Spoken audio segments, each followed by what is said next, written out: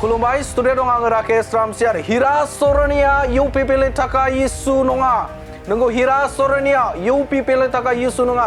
हाग्रामा महिलारिनि एजेन्डाफोरखौ मावफुंहोनो थाखायसो बिपिएफ दोलोआ divide and rule बाहायनानै हिरा सरनियाखौ देरहाहोदोंमोन। मोनसे बिग ब्रेकिं निउज, मोनसे गिदिर खौरां। हाग्रामा महिलारिनि एजेन्डाफोरखौ मावफुंहोनो थाखायसो बे समाव बिपिएफ दोलोआ डिभाइड एन्ड रुल बाहायनानै हिरा सरनियाखौ देरहाहोदोंमोन होननानै बुंथिदों।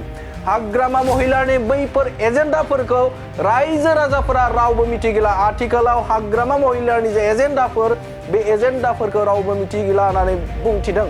बर' अनाबर सानलायनाया जोंनि गेजेराव गैला। आथिखालाव बर' अबर जे सानलायनाया गैला।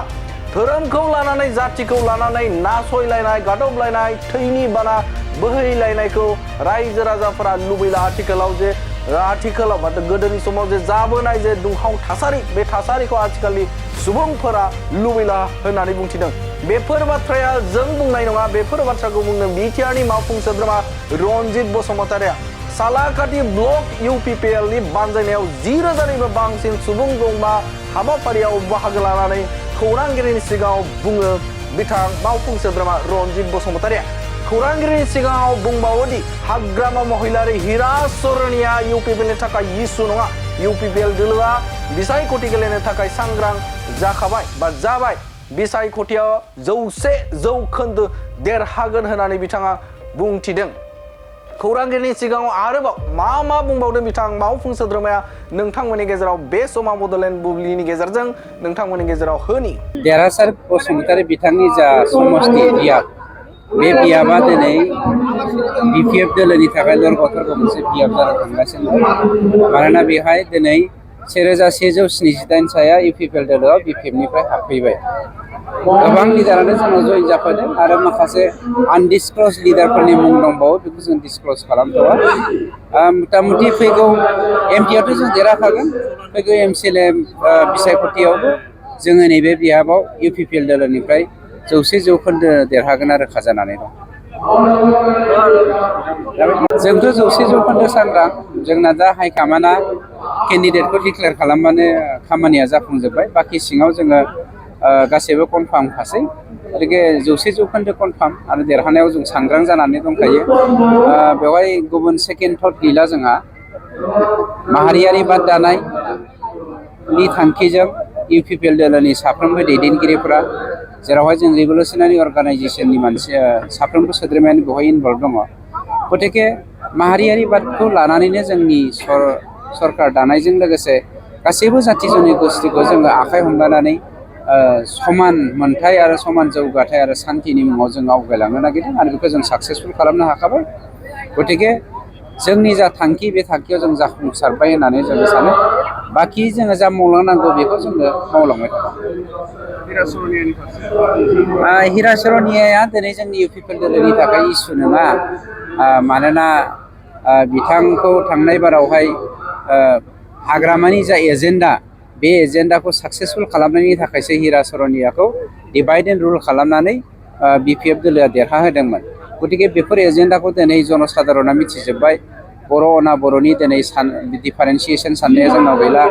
ओमफ्राय धोरोम लानानै, जाथि लानानै जि नासयलायनाय, गादबलायनाय, थैनि बाना बोहैहोलायनाय, बेफोरबायदि सान्थौआ दिनै जोंनि बिटिआर समाजाव मोनफ्रोमबो हारिनि साफ्रोमबो सुबुङानो साननायनिफ्राय गोजानाव थाबाय हिसाबै हिरा सरनिया हाग्रामा जिखि बेक्तियानो जोंनि थाखाय मोनसे इसु नङा। जिएसपिजों एलायन्सआ माबायदि थागोन सार? जिएसपिआ जेरावहाय गावसोरनो केन्डिडेट होखागोन। गतिके जोंनि मिथिनायाव बिथांमोना केन्डिडेट होगोन। केन्डिडेटखौ होग्रोथोंसै, बाखि डिसिसनखौ उनाव लागोन।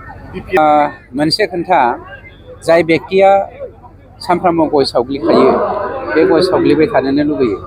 थांनाय 17 बोसोराव बिथांमोना जोंनि फिसाफोरखौ, जोंनि फंबाय बिनानावफोरखौ, जोंनि आंगोफोरखौ जौ लोंहोयै ड्राग्स जाहोयै जुवा गेलेहोयै बायदिसिना मेला खालामहोयै जोंनि समाजखौ डिस्ट्रय खालामजोबखाबाय।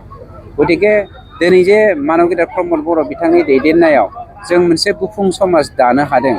जों माहारियारि बादखौ नोजोर बोनानै जोंनि समाजखौ जोङो दैदेननो हादों। बेखौ सहायनो हायैनि जाहोनाव माखासे जोंनि गेजेरावबो जौ लोंग्रा मानसिफोर दंखायो। बिथांमोननि जा इयुथ हान्जा फरायसा हान्जा हिसाबै इयुथखौ बाहायदों बिथांमोनाथ' गासिबो जौ फाग्ला जखाय फाग्ला जान्था फाग्ला जोब माथो गतिके जायफ्रा जौखौ लोंनो लुबैनानै ड्राग्स जानो लुबैनानै हाबैदों बेवहाय जोंहा बुंनांगौ गैया खिन्थु हारिया जोबस्रांगोन।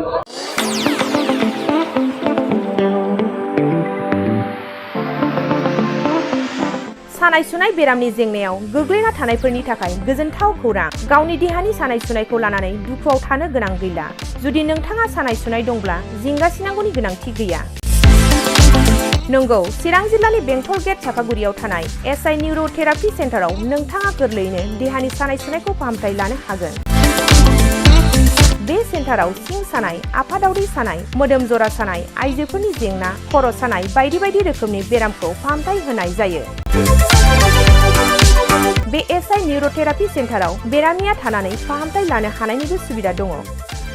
नोंथाङा एसआइ निउर'थेरापि सेन्टाराव फाहामथाय लानो गोसो दंब्ला नैबे जानबुं नम्बर 7620160459 नङाब्ला 9476977956 आव थोंजों सुलाद लानो हागोन।